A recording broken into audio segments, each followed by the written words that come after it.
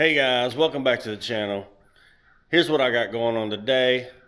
I decided it's time. I got a fuel cell from Krawler.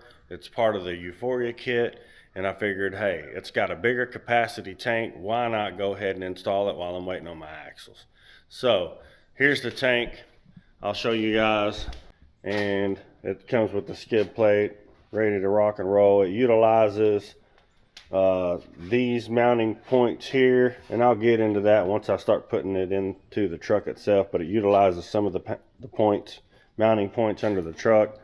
So what I decided to do, so I'm going to remove the bed. You know, this is very optional. It's kind of like dealer's choice, right? If you want to remove the bed, remove the bed. For me, I want to remove the bed. I've got a ton of stuff to do to this Jeep. I've got a lot of brackets to cut off, a lot of welding to do, some suspension to set up. So I'm going to pull the bed. That's what I'm going to do today. I'm going to pull this truck out and back it in, and then I'll go over what exactly I need to remove to get that tank to fit in between the frame rails of this Gladiator. It does come with another piece that'll need to be welded in that'll help bolt this thing in and set it in place when it's time. I will be utilizing my stock pump. It looks like where it's going to go, the filler neck probably just needs to be turned and into the new tank. The fuel pump and fuel lines, I'm pretty sure I'm going to have to extend the fuel lines. So I'll figure that out when the time comes. If you're interested in doing this, regardless, this is a bigger capacity fuel tank, but I think it's a 25-gallon tank versus our, I believe these are 18 and a half, 19-gallon tanks, maybe something like that. But this is required if you're going to do a triangulated long arm upper rear kit, because the fuel tank's in the way. And we'll get into that when we get into that.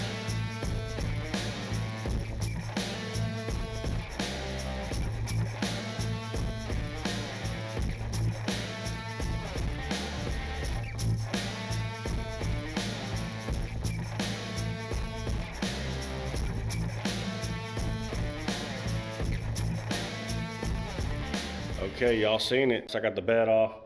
Let me tell you guys, these beds are only held on by 6 bolts and a couple of wiring harnesses that you have to disconnect. So this little bulkhead harness here, you'll have to disconnect.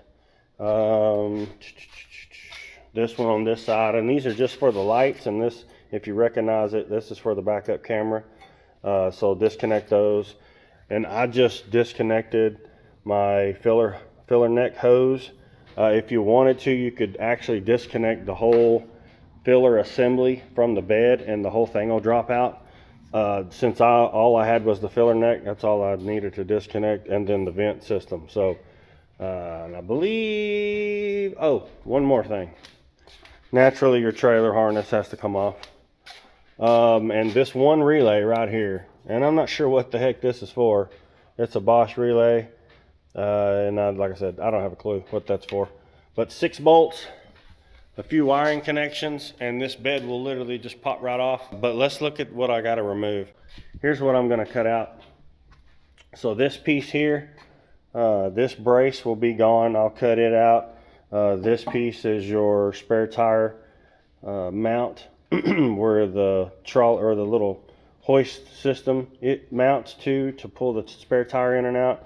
So I'll cut this along here, and actually I'll probably just cut it here. You know what, I'll probably just cut it here flush and then grind that thing smooth. And then by removing the bed, it's going to allow me to get to this top weld here. And then same on the other side. And then this whole piece will come out. Again, this area here, so this is the track bar bracket.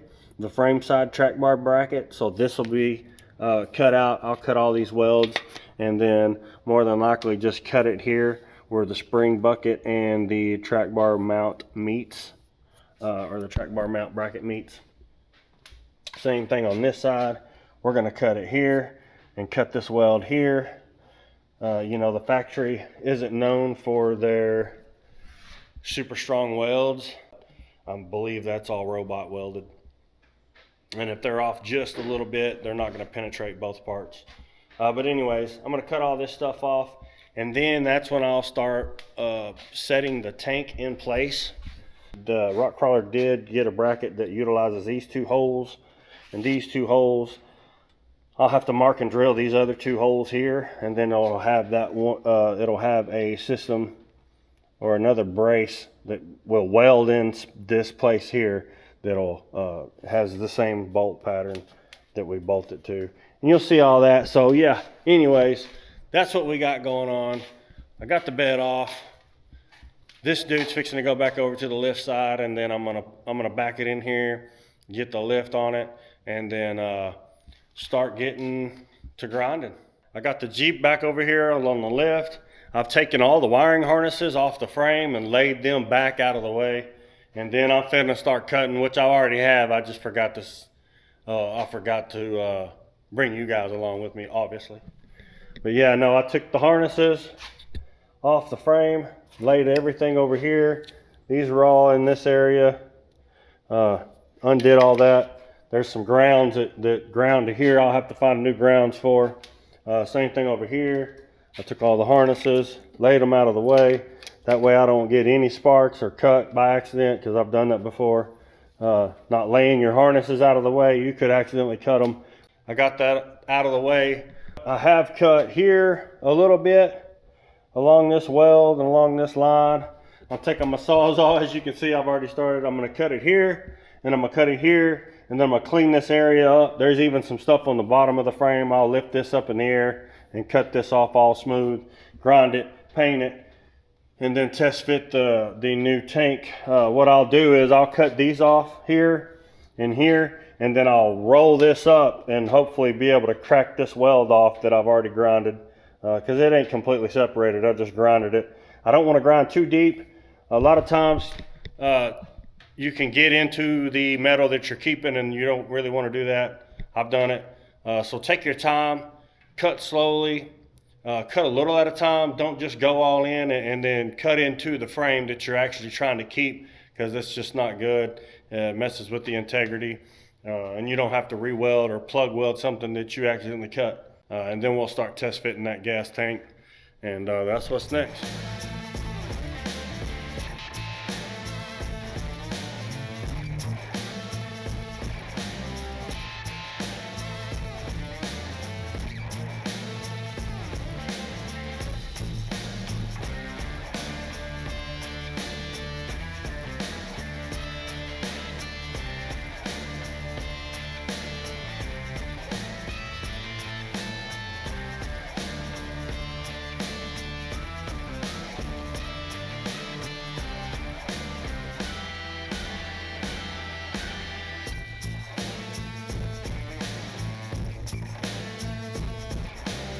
Okay guys, so I've cleaned up this frame. I've removed the brackets that need to be removed, and I've got the tank over here. Check it out.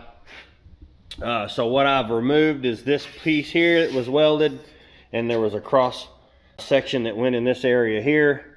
I've removed all of that. This brace, and I showed it to you earlier, but that brace and that piece is removed.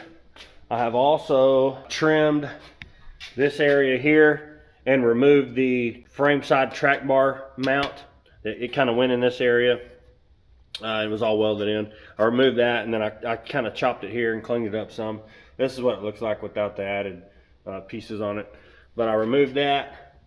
You can see on the inside up here, I left that piece because it was hard to get the grinder in there, and I'm not sure if I'm going to be removing these spring retainers from the top. I don't think I will. If these do not get in the way of my brackets or control arms or anything, which I don't think they will, I'm going to leave them in here. If you can see the way this frame is designed, it's got a curve in the frame here, and then it has another brace here. Well, this piece here literally ties in this curve in the frame to this brace. Is it the best design? No, this is a weak spot for these trucks. A lot of the overlanders have had issues where this area will crack out. And there are a couple of companies that make bracing and reinforcement kits for these frames. That being said, I'm looking at one currently I may use. It's called Red or Dead, if I remember it correctly.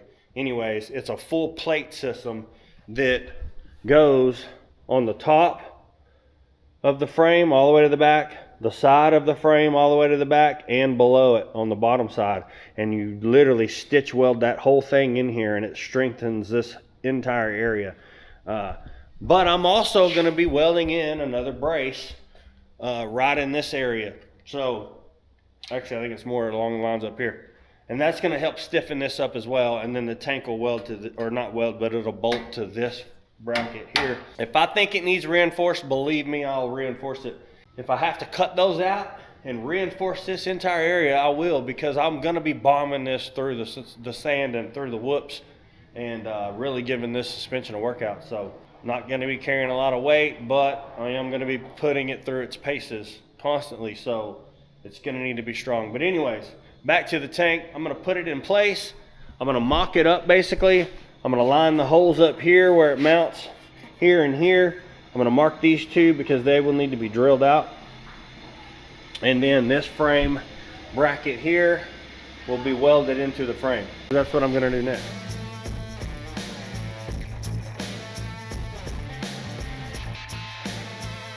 Okay guys, I wanted to go over a couple of things. I put the tank in here, and I put a couple of bolts in this back section here just to kind of get it where I think it should be, or actually where it's gonna be before I slid this in.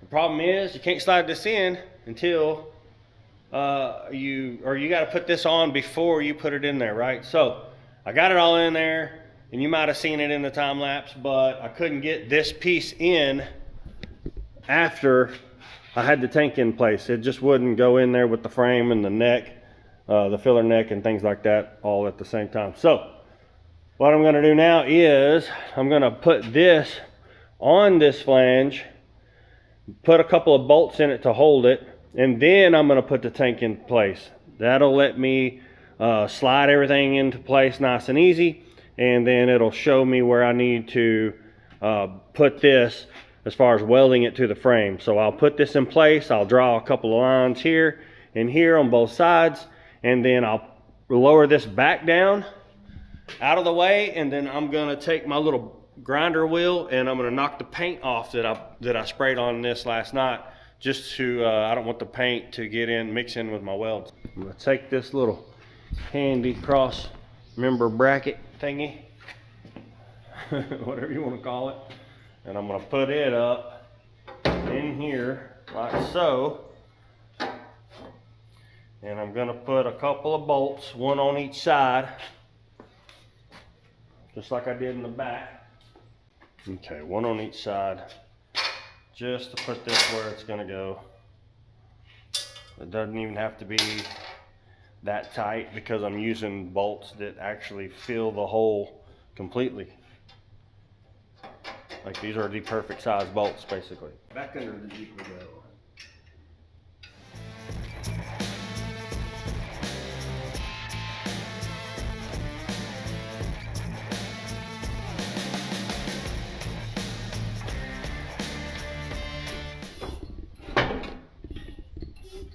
Oh yeah, there we go. Now we're talking. Put one bolt in just like I did on the other side. These I'll tighten up.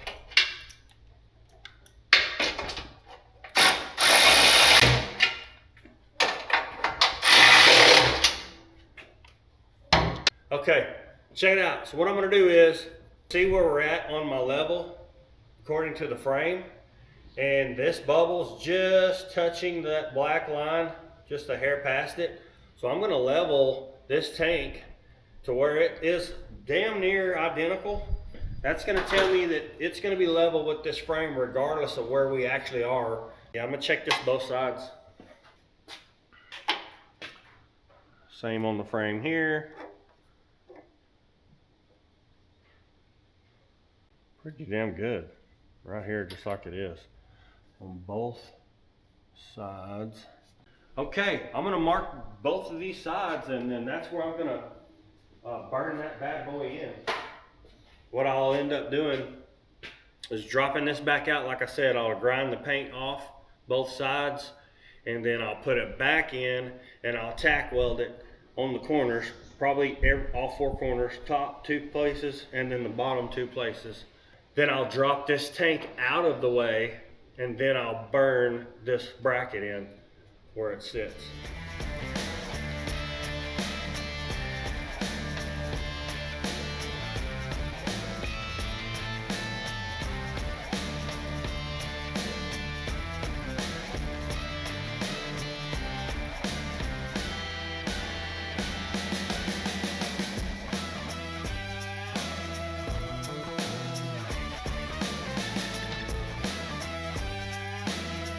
Okay, y'all, so I welded in this brace. As you can see here, I test fitted it, tack welded it in place, and then pulled the tank back out and burned it in. I burned it in on the inside and outside on both sides of this bracket, and on the bottom on the inside. Now I'm gonna lift this truck up and see if I can get a weld also on the bottom side. The welds aren't pretty, but they did penetrate, I assure you. One over there I'm gonna redo a little bit. I ran out of gas on my welder, so I've got flux core in. I'm gonna raise this truck up, and then I'm going to burn in what I can on the bottom. Then I'm gonna clean it up, and then I'm gonna paint it, and then I'm gonna put the tank back in and bolt it up.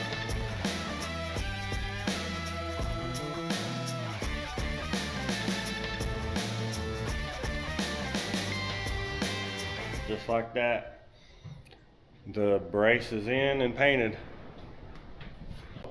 I did get a weld, actually redid several welds, and it wasn't because they didn't penetrate, it's because I just wanted to do double passes. I guess if you think about it, 25-gallon tank at about 8 pounds per gallon is pretty heavy. I'm sure this thing's gonna leave the ground multiple times throughout its life, and I want it to be strong. So I redid most of the outer welds and just made them thicker.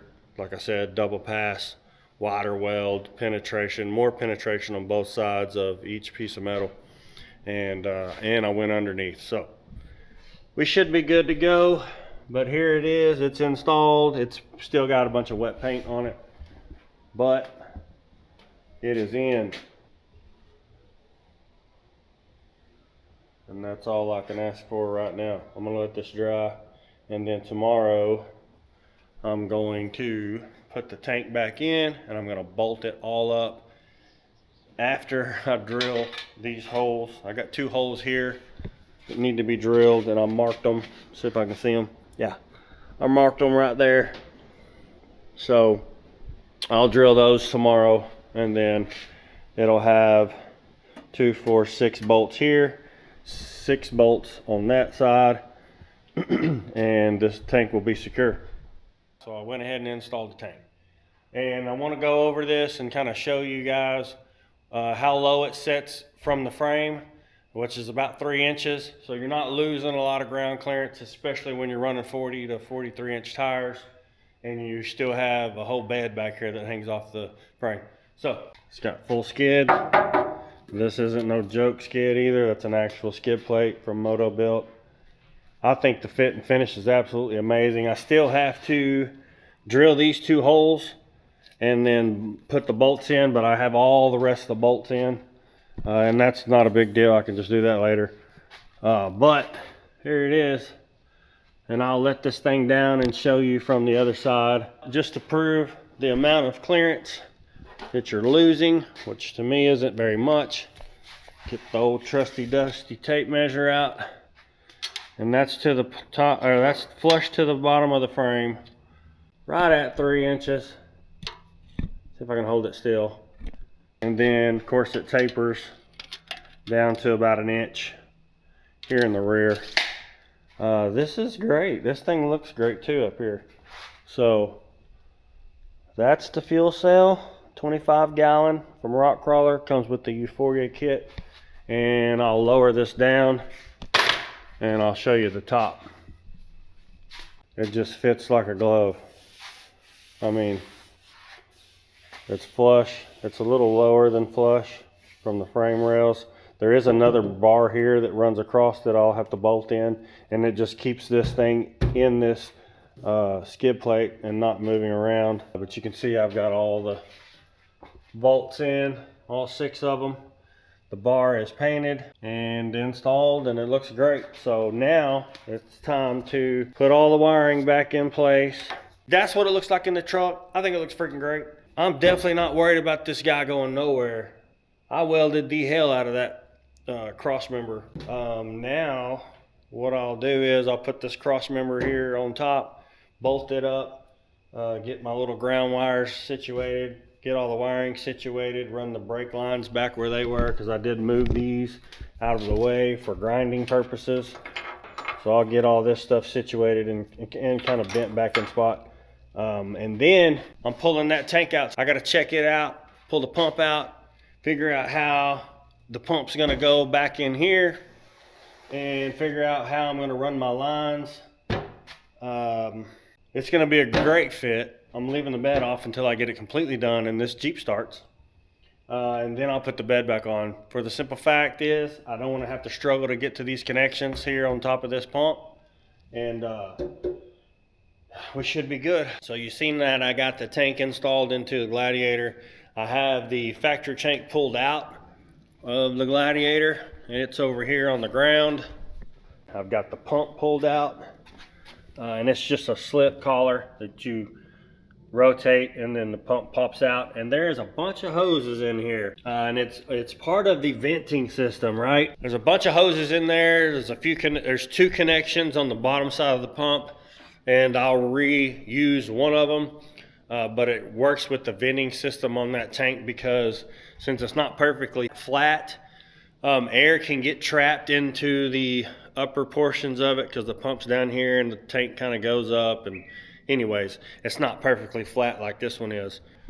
It takes all those little valves in there. It's got several valves and hoses that run throughout the tank that kind of goes into all the high spots, and it's just to keep the air out of the tank. So on this one, my vent is going to be tied in to the top of the pump.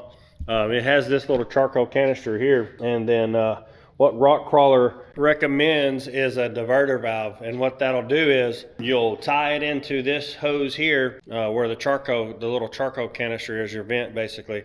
And what it does is it shuts a valve. If you was to roll this vehicle over, it shuts that valve. So what would vent your tank normally in a normal situation, it would shut that vent so the fuel can't come out of the vent, right? So it's a diverter valve. It shuts, keeps it from, causing fires or just making a mess in general.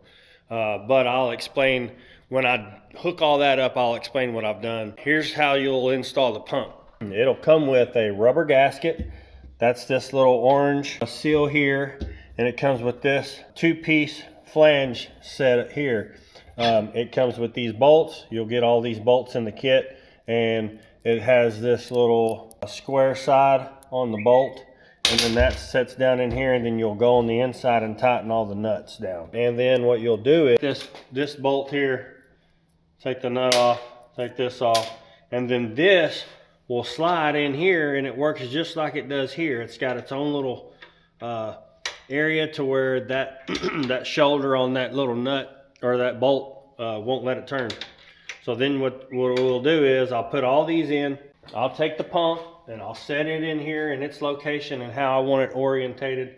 I'll probably orientate it this way.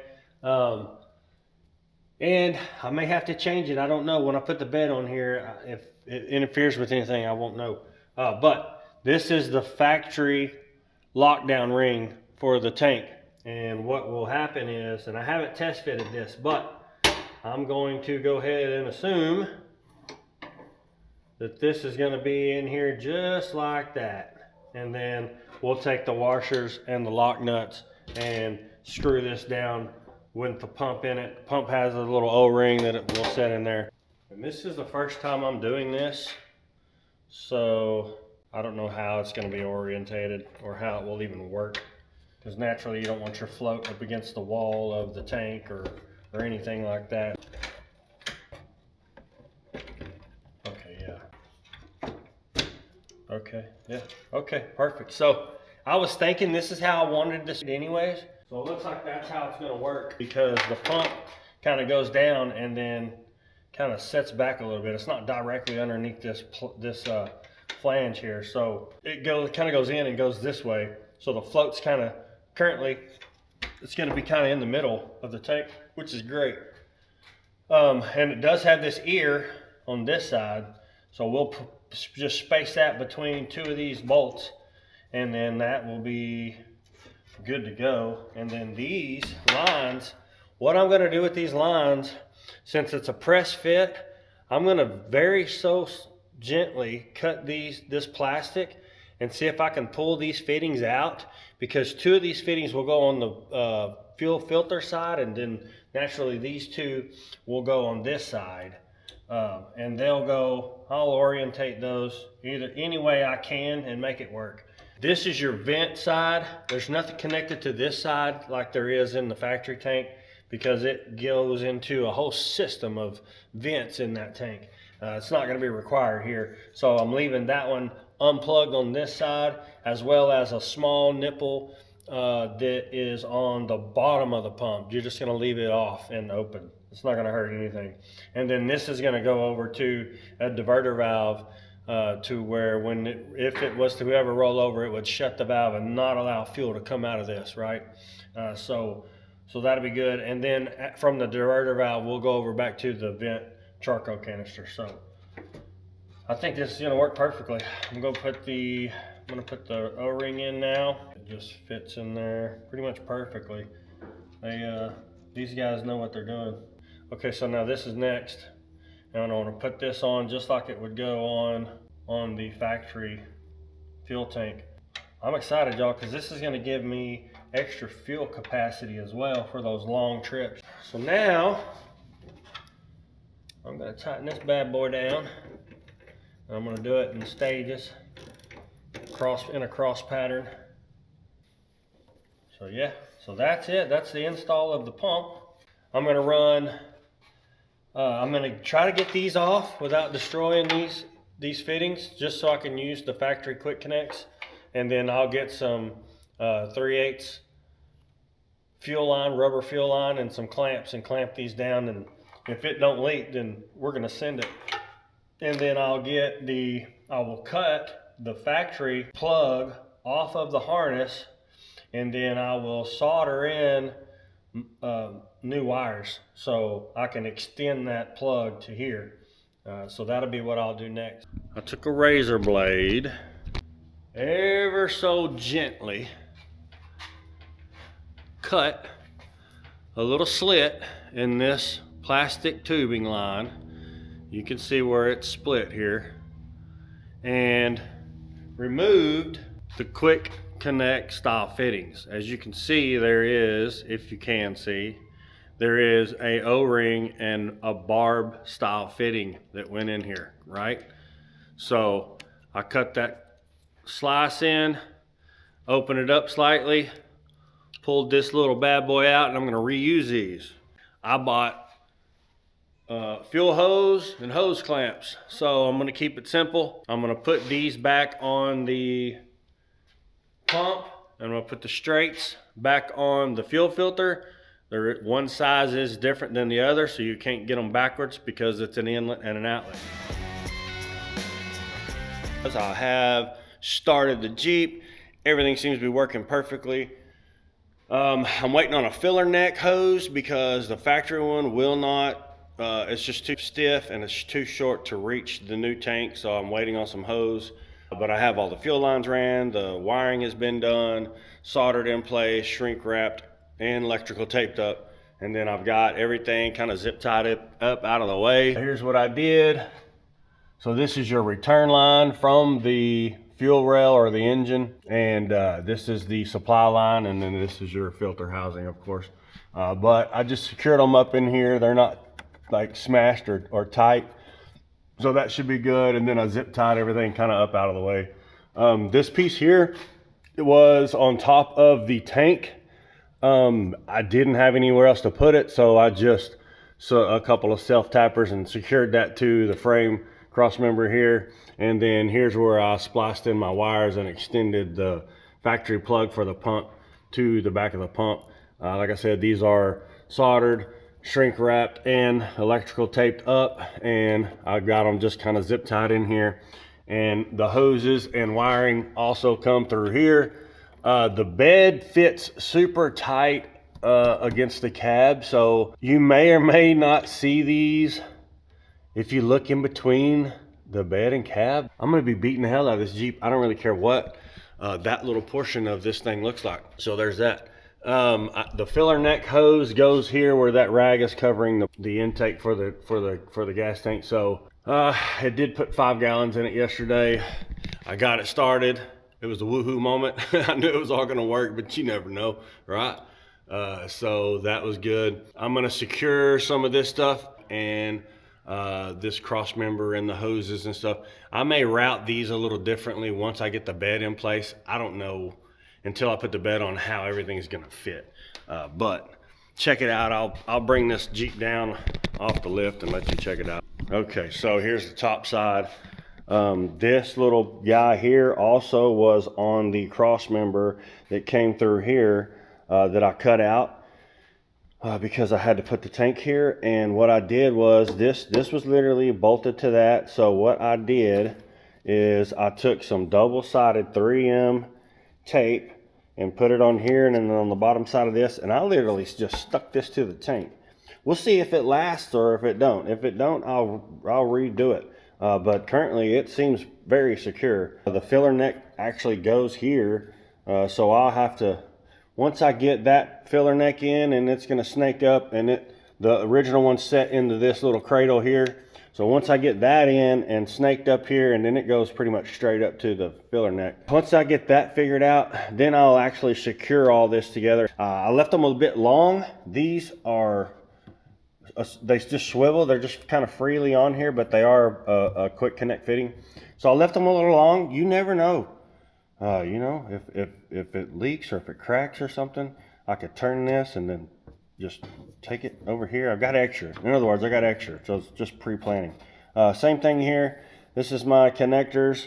I did 2 harnesses, one harness for the pump power and one harness for the resistor for the float. Tells you how much gas you have or fuel you have. Same thing, soldered, shrink wrapped, and then I taped it all up. So it should be a very secure or very good tight fitting. This is my vent. So it originally came over and it goes to that canister that mounts up in the fender well. So I'll have to hook this up as well, but this will be something again after the bed is back on. So I think I'm ready to put the bed back on, guys.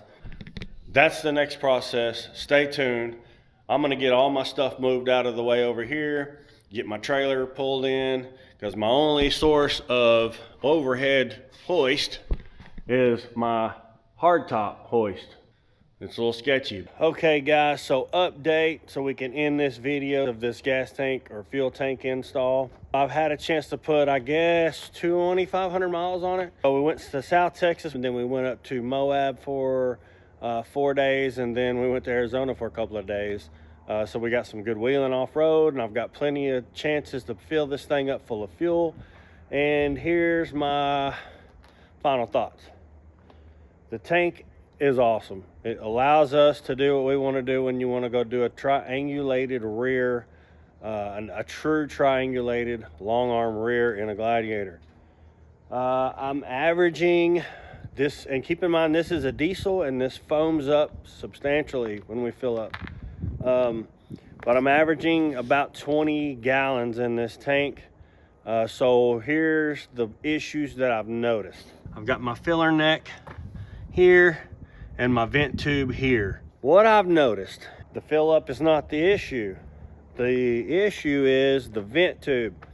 So I need to get this vent tube higher, because on steep inclines, or declines I should say, because the filler and everything is on the front, the vent attaches to the factory pump that we put in the tank, and it just 90s out of the top of the fuel pump and then over into this. So I need to figure something out, because on a steep decline, the fuel will come up this vent line and it spills out the damn breather canister on top. So I've got to figure that portion out, and I don't really know what I'll do. I may tee out the vent line and vent it over to the other side of the bed, and then, or take it to the other side of the bed, tee it from there with a diverter valve and tee it from there and bring it back over to this side of the bed. I don't know.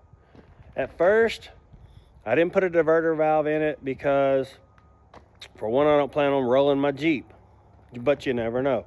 So what I did was I looped the vent line around and then took it to the vent filter. I took the vent line here, I looped it up in this area here, looped it around, brought it back down, and then up to the filter that you see here. So the loop ended up kinking right here at the bottom of the loop. So then it made it difficult to fill the tank because it wasn't venting. So it was a real pain in the ass. It looped around, went to the vent. I didn't have any issues because it acted, but it acted like a P-trap, and then it kinked. Well, once it kinked, it wasn't venting properly, and I couldn't hardly fill up the damn tank. So all that being said, it's just a little bit of ingenuity needs to be taking place here and rethink my vent. So I need to get it higher than the tank is. Unfortunately, currently we're probably maybe 8 inches above the tank, because you got to think the tank's here and the top of that vent is in there. There's the filler, and then that's the vent that comes off. But we're probably 8 to 9 inches above the tank, so we just don't have a lot of distance between the vent and the damn tank. So I don't know what I'm gonna do. I may raise it higher than it currently is. You can see here, it's literally just right there, about a little lower than the filler neck. So I would say filler neck's here. I mean, if you're looking at it, it's right below that filler neck. So I would say maybe around in this area, which in relation, you're not very high. So I would like to get it as freaking high as I can. There's a void back here behind the bed. You can see it there. I may pop a hole in the back of this bed skirt, or just run it through here and up the back of that bed and just get that vent, I mean, as high as possible underneath this bed rail lip, and try that. So that being said, the tank's perfect. This is a new design for the Gladiator, so there's going to be some growing pains and figuring things out. But to me, the vent line needs to be higher. So all that being said, I love the damn tank. I can't wait to get this suspension all installed. But like I said, there's some growing pains. This is a new design and a new issue that no one's had yet. So I'm going to figure it out. That way going forward, nobody else is going to have this problem. Thanks for watching, guys. Don't forget to like and subscribe and comment. If you have questions, feel free to hit me up on YouTube or Instagram or Facebook. But that's it. That's the install. Install's done. It's worked great. Hopefully I get my axle soon and we'll get this bad boy built. And we'll catch you later. Peace.